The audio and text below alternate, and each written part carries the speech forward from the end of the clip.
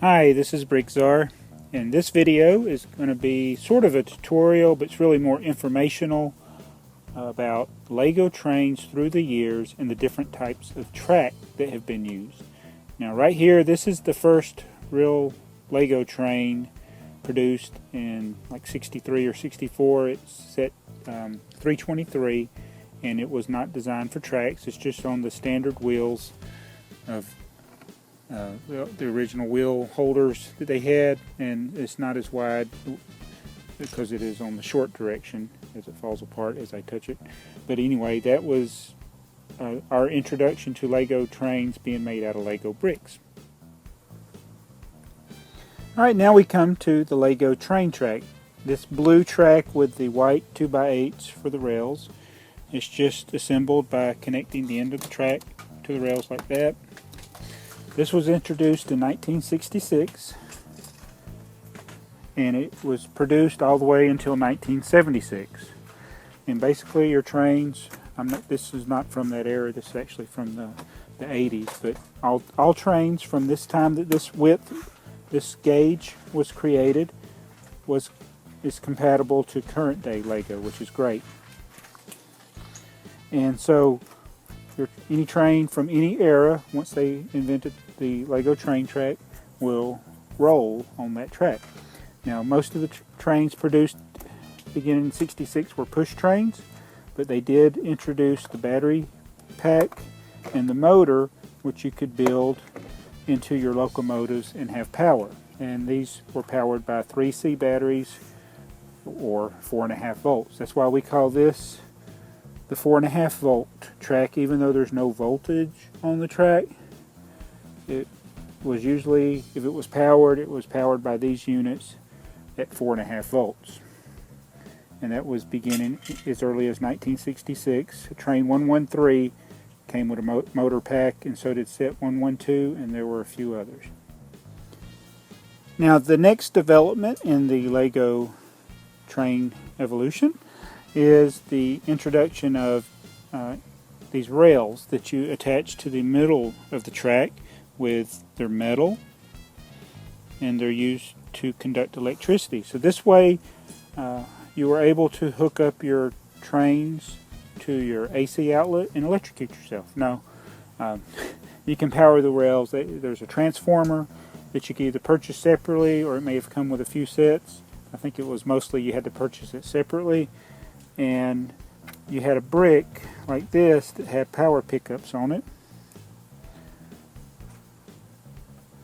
and you would attach it to your motor and to your locomotive, and it would rub on those contacts like that, much like a Lionel train does with a center rail, but you got two rails on the center, and so it would go along and pick up the electricity and conduct it to the motor and move the motor. So that was a good introduction. You didn't have to worry about replacing your batteries so often on your Lego train. So this is not 4.5 volt, but it was at 12 volts. So the transformer would take it from whatever voltage. I think in Europe it was like 220.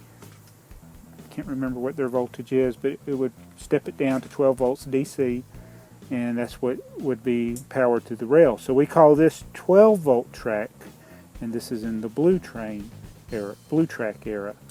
So that was the next development, and this ended around 1976 is when the blue track era pretty much ended. Well, the Lego trains went through kind of a dark ages. In the late 70s, we didn't really see any new trains, and then beginning in 1980, they introduced the gray track. Got away from the blue track, now we're to the gray track with the dark gray rails, and this is the 4.5 volt version, but they released a ton of sets beginning in 1980, and to me that was the golden age of Lego trains. It's when they really made some really cool models, and they made a lot of them, but not so much here in the States. Here in the United States, we were stuck with the 4.5 volt track, and again, no voltage, nothing conducted through the rails, 4.5 volt, because you usually had a battery car that would hold your C batteries, and then you hooked a wire and connected to your engine, and that's how you powered it. Or they were push trains. A lot of the sets were push trains. So this is what the track looked like, this gray track for the 4.5 volt. Now at the same time they introduced the gray track, they also introduced a 12 volt version of that, and again using the same principle with the blue rails. They put an insert track or an insert rail that was for conducting electricity, and you could hook that up to your AC and not have to worry about changing your batteries out. And they did make one improvement, is your locomotives. They came with a 12 volt motor that had these pickups on. You had two pickups, and you set your locomotive on it, and it would pick up the power from there and make your locomotive go, and you don't have to worry about your batteries running out. So that was the next development, and these ran for several years, I think until 90, 91 or so, and that was your 12 volt conducting rails onto your 4.5 volt gray track. So it's really 12 volt, not 4.5 volt. So that was your different versions. And another improvement with the 12 volt and 4.5 volt gray track is the cross ties. They had these clips that you could attach the track to, and they had a place to attach them in the middle of the rail and on the ends. And these were a lot more sturdy than using a regular 2x8 plate. And some of them have grooves for running wires under them, some of them don't. Alright, the next big development came in 1991 when Lego introduced 9 volt track. Now this is not battery operated track, it is AC powered to a transformer that steps it down to 9 volts, and it conducts it through the rails, much like model trains. So you got metal rails, and you had an adapter you'd plug that would touch the rail on either side, and you could power your rails and do your locomotives that way.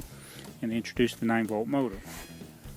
And this is what your 9 volt motor looked like. It had the metal wheels for picking up the electricity. It's real light, and you just set it on the rails there and it would go. Now the drawback on this motor is not as powerful, although it is faster than some of the 4.5 volt motors. It wasn't as strong, and you could burn it up real easy if you tried to pull too much weight. So usually the trains would only have about two cars in addition to the engine. Occasionally you'd see maybe an additional car, but they usually be smaller. So this is dark gray, and that's when it was introduced in 91, and then they did produce a few sets in around 2005, and they introduced the dark bluish gray, which you see is it's got a more bluish tint to it than the old gray here. And that's the 9 volt track era. Now the next development was the powers functions track, or also push trains, much like the Lone Ranger Constitution Express. It's just a push train, and it's just on this track that is similar to the 9 volt track, but it has no conducting rails. So apparently Lego had to get away from having a train powered by something you plug into the wall AC. Apparently it had something to do with them classifying this still as a toy and making it available for our young people, or it could have been safety issues. I don't know the real reason. But so now we just have this track with no conductivity, and you had to hook a powers function motor to it. You could buy those units separately. Some of the trains come with them, and the remote control unit. Now the remote control is a cool feature of this, and now that in this time, you can get rechargeable batteries pretty easy, and they did make a rechargeable battery pack as well for these, although it's very expensive. But this is what's available today, the powers function track. Now over the years, Lego has made some other rails that are not compatible with the Lego Trains theme. This rail is actually from the Alien set. It's the frame for one of the flying saucers, but it's black track. You also got this same track in a Batman set, and in dark bluish gray in the Indiana Jones Temple of Doom set, but obviously it's a narrower gauge, so the trains will not work on it. And they only have curve and a hill. That's all they have. Now the next thing is Duplo. Now this is the one for the preschool kids. It is not compatible with Lego Trains. The Duplo track was first introduced, and I think this actually came out in the late 70s, or maybe, no, I think it was 80s, like 83. They came out with this track, and then they later introduced what is currently still available, this type of track, and they are interchangeable. They kept the same connectors, even though they sit a little higher, the train will still work. So they have compatibility through the generations. So there you have it, Lego track through the generations, from the mid 60s, 4.5 volt, 12 volt, 4.5 volt, 12 volt, 9 volt, 9 volt power functions, narrow gauge, Duplo. And that's what we've had through the years for Lego train tracks. It's been a very great product. Probably my favorite time period is involving these, the light gray 12 volt and the 9 volt in the dark gray era.